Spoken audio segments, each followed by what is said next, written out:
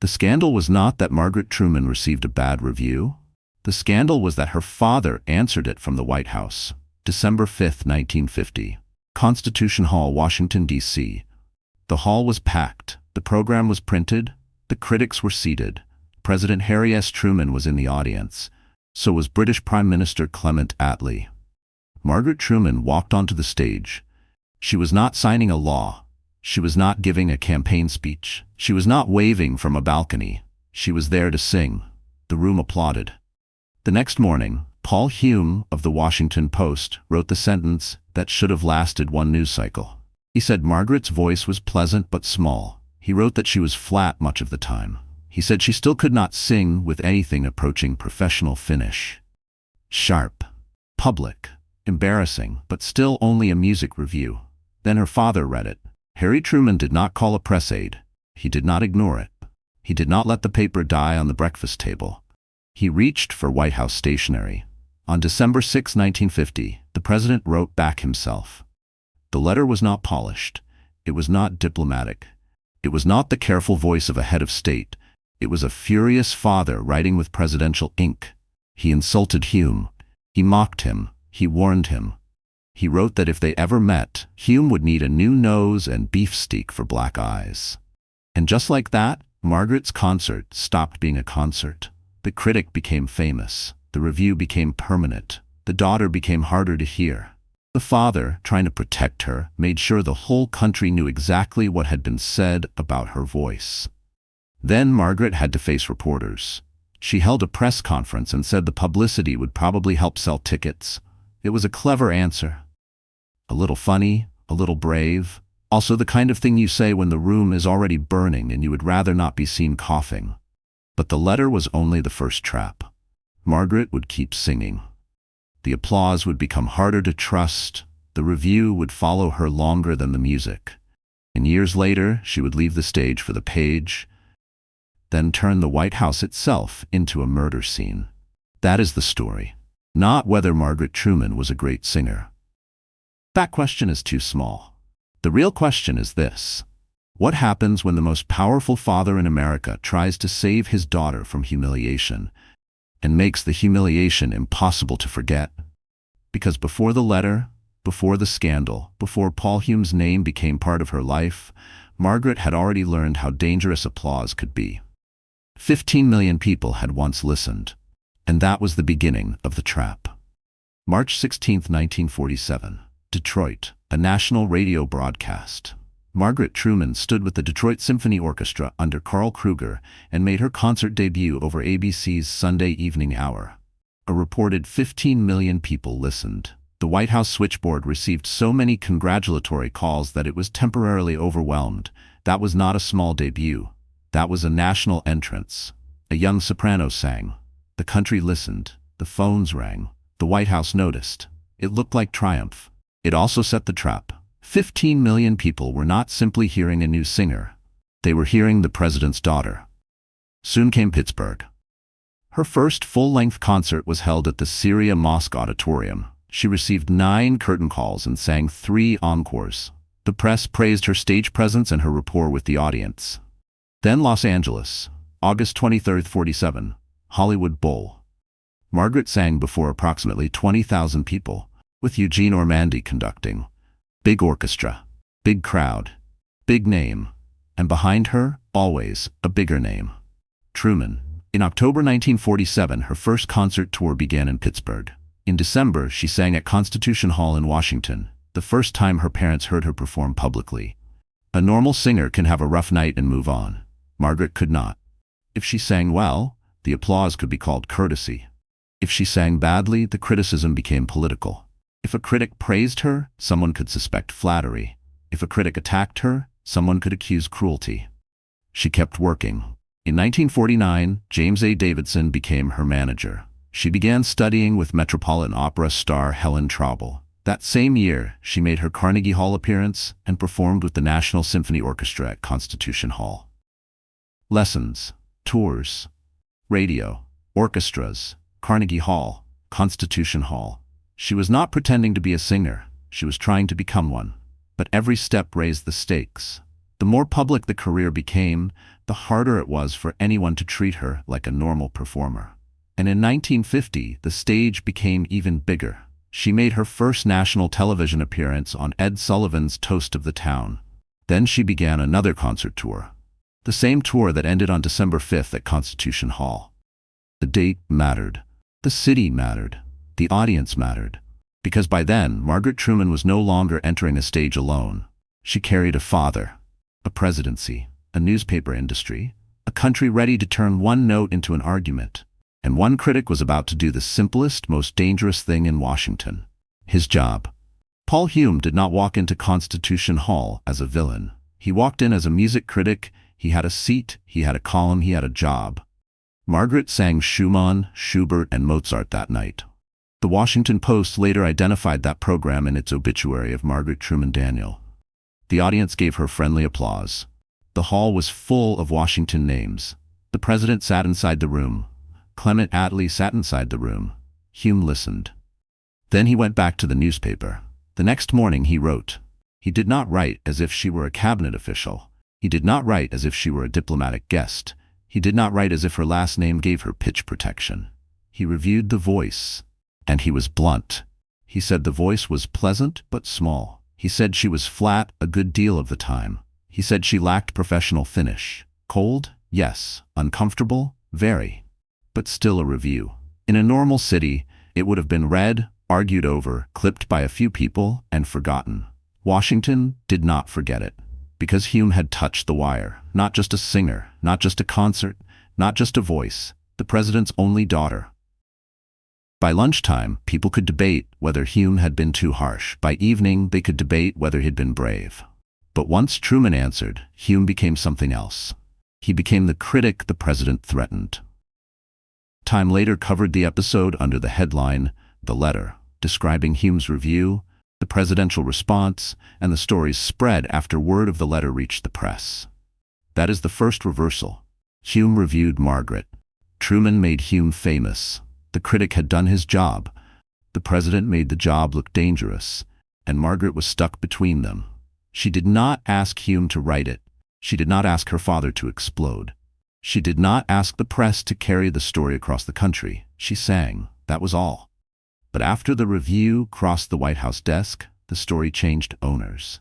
It no longer belonged to the stage. It no longer belonged to the newspaper. It moved to the president's pen.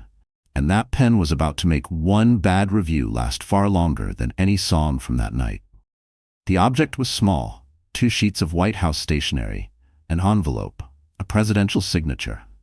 That was all it took to turn one music review into a national scandal. Christie's later described the original letter as 1/3 pages, written on 2 sheets of White House stationery, dated December 6, 1950, and signed HST.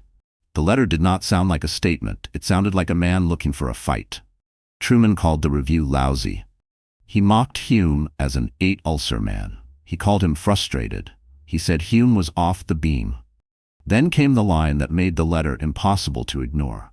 If they ever met, Hume would need a new nose, beefsteak for black eyes, and perhaps a supporter below. It was angry. It was vivid. It was also written by the President of the United States. That was the problem. A father could write that letter and embarrass himself at home. A president wrote it and created evidence. The letter left the White House. Hume received it. The newsroom saw it. The story spread. According to the Washington Post, Post editors initially planned to publish the letter after verifying its authenticity, but publisher Philip Graham vetoed it. Then Hume told Milton Berliner of the Washington News, and the story was picked up by wire services and printed across the country. So the review survived. Not because Hume was powerful, because Truman was. That is the sharpest irony of the entire story. The president tried to bury an insult. He gave it a monument.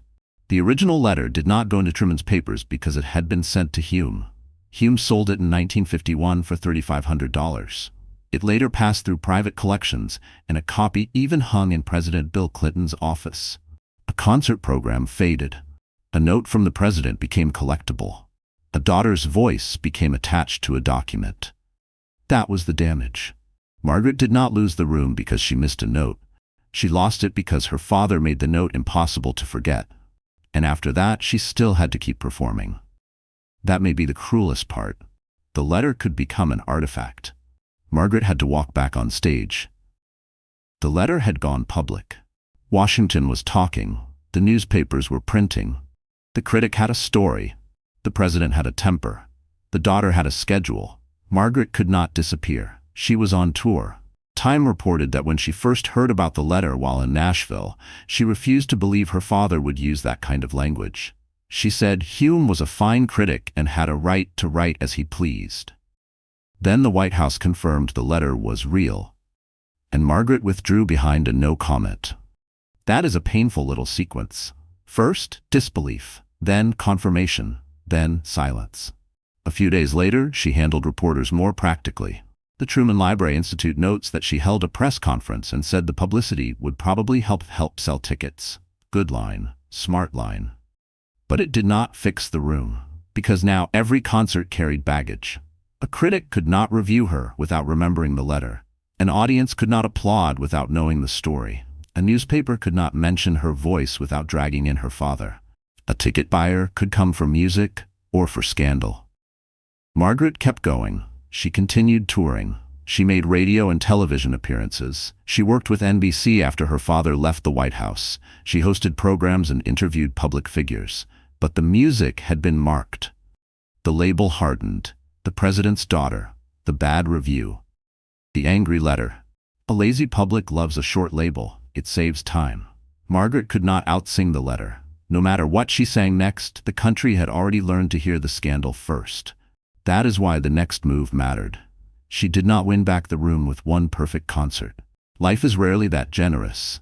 Instead, she changed the room. She moved toward radio, television, interviews, books. The live note was dangerous. The written sentence offered something better. A chance to revise before the world heard it. And that turn did not come from nowhere. Margaret had learned early that public buildings could swallow private lives. The biggest one had already done it. The White House, the house that made her famous, the house that made her protected, the house that, in her own memory, could feel less like a home than a monument with locks. The White House looks like a home from a distance. Inside, it is not only a home. It is a workplace, a museum, a fortress, a symbol, a stage with plumbing. Margaret entered that life at 21. She was a student at George Washington University when Franklin D. Roosevelt died and Harry Truman became president on April 12, 1945. One day, her father was vice president. The next, he was the president. One family dinner became national history. Margaret graduated from George Washington University in 1946 with a degree in history. Her father gave the commencement address and presented her diploma. Even graduation had a presidential frame. The White House had bedrooms, it had family rooms, it had a suite. Margaret decorated with Wedgwood blue walls, flowered chintz curtains, and rust-red sofas. But private color did not make it private. The house watched back. Margaret later called it the Great White Jail, and said it was like living in a national monument. That line does not need much explanation.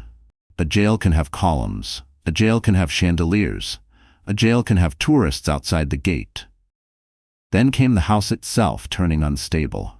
In 1948, Margaret's baby grand piano helped expose how badly the White House needed repairs. One leg sank into the floor of her sitting room and plaster fell into the family dining room below. The press later joked that the sagging floors were interfering with Margaret Truman's singing career. The first family moved to Blair House while renovations took place. That image is too good to ignore. A singer's piano sinking into the White House floor. The house itself giving way under the music. And years later, after the review, after the letter, after the tour, the same pattern remained. Margaret sang. The house answered. The White House had made her impossible to hear clearly. So eventually she did something colder.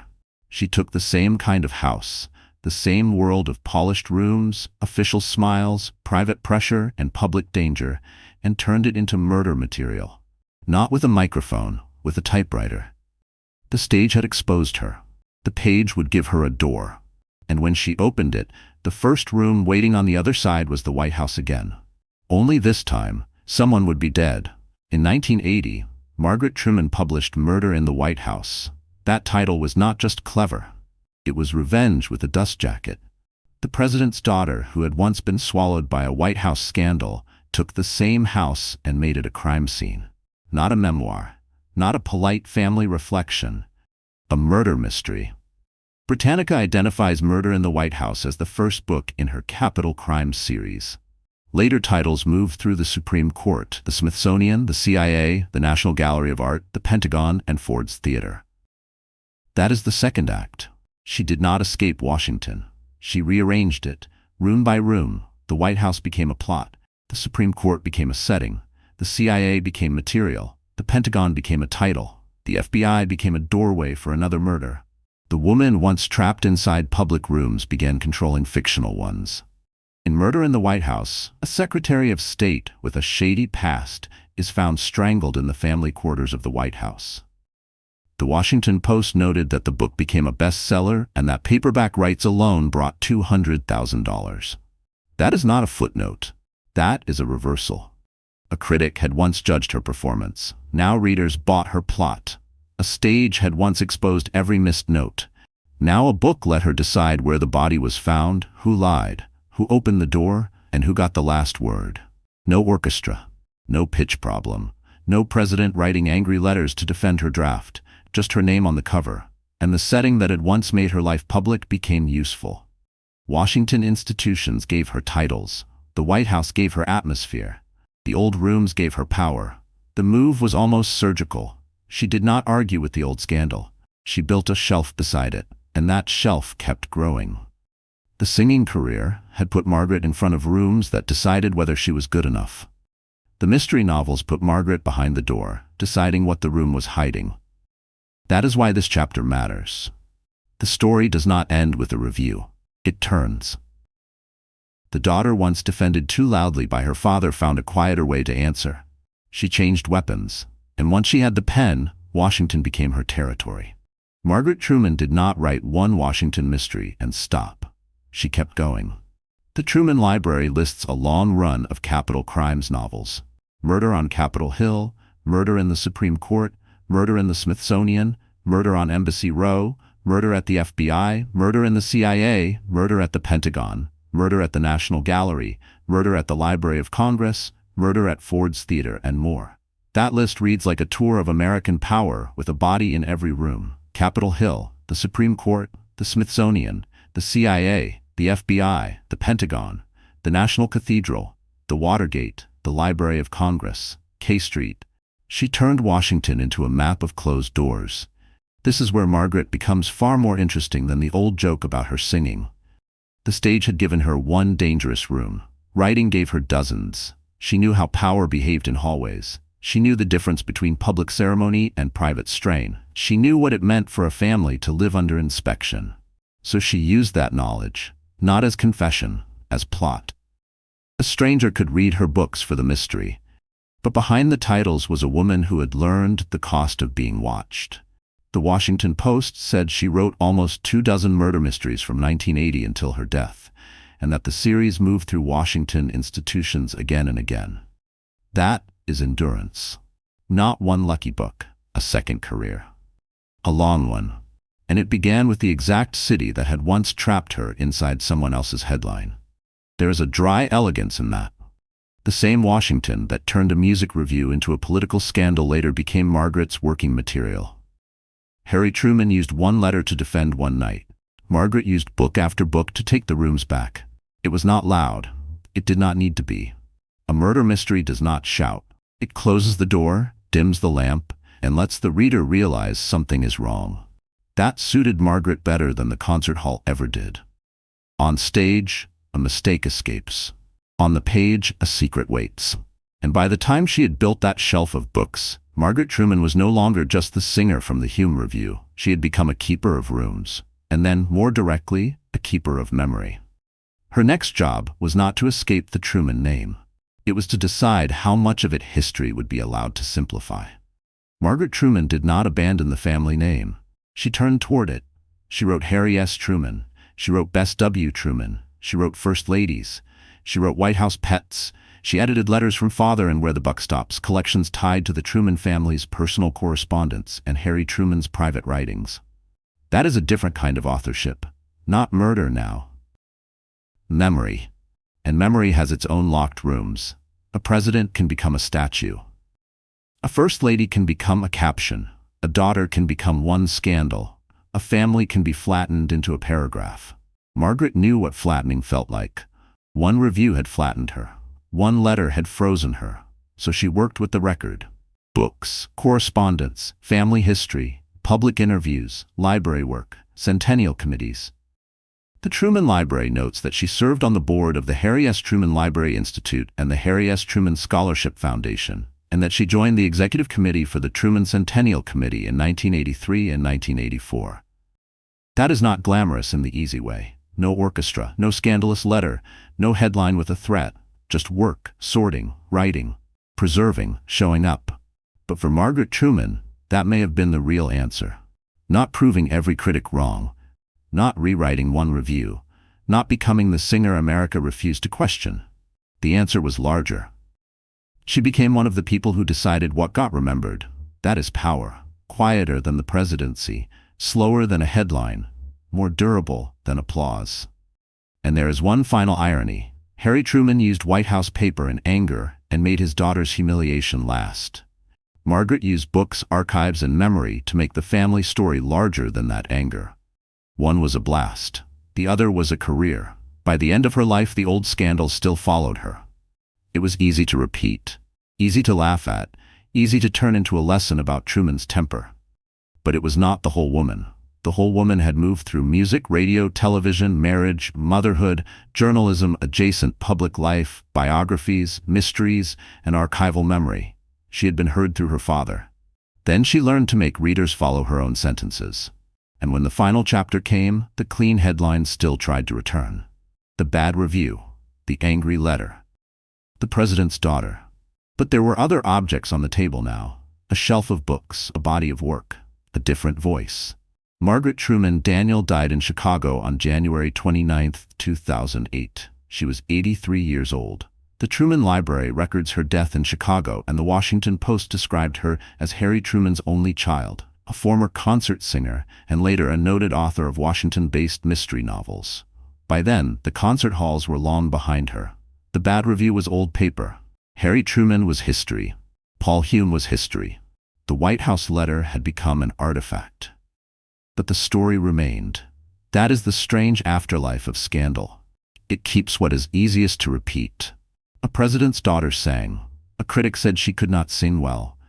The president got angry. The letter became famous, clean, fast, memorable, too small. Because Margaret Truman's life did not stop at that review. She moved from stage to page, from concert programs to book covers, from being reviewed to writing, from the White House as a home to the White House as a crime scene, from protected daughter to keeper of family memory. Still, the letter survived like a stubborn ghost.